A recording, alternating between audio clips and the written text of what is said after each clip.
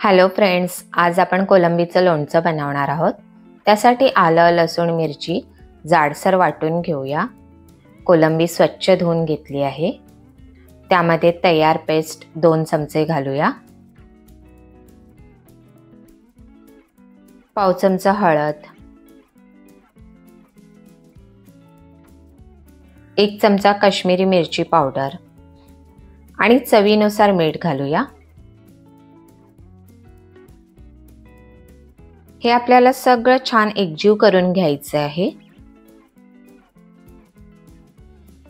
झाकण ठेवून अर्धा तास मुरण्यास ठेवूया।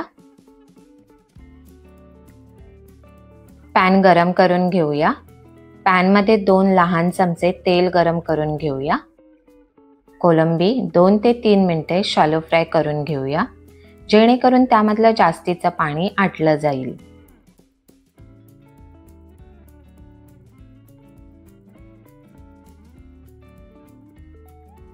मध्यम आचेवर आपल्याला कोलंबी परतवून घ्यायची आहे।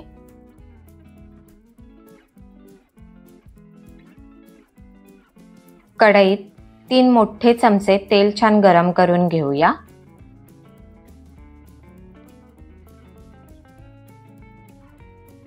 त्यामध्ये अर्धा चमचा मोहरी घालूया।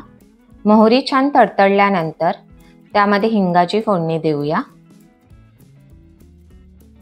त्यानंतर 2 मोठे चमचे लोणच्याचा मसाला घालून छान मिक्स करून घेऊया।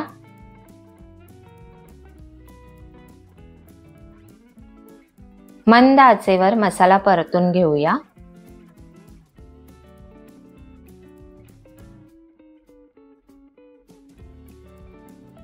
आता या तयार मसाल्यामध्ये फ्राय केलेली कोलंबी घालून मिक्स करून घेऊया।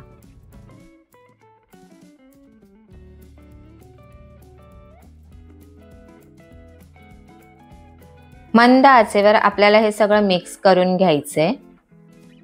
हे लोणचं 8 ते 10 दिवस टिकतं। आपण हे चपाती, भाकरी, भाताबरोबरही खाऊ शकतो।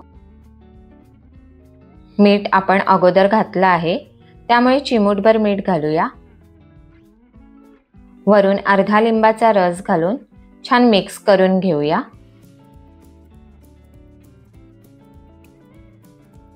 आल्याचे उभे चिरलेले पातळ तुकडे घालूया। कोलंबीचं लोणचं तयार आहे। खायला खूपच छान लागतं हे लोणचं, तर नक्की करून पहा ही रेसिपी। आणि हो, चॅनलला लाईक, शेअर, सबस्क्राईब करायला विसरू नका। बेल आयकॉनवर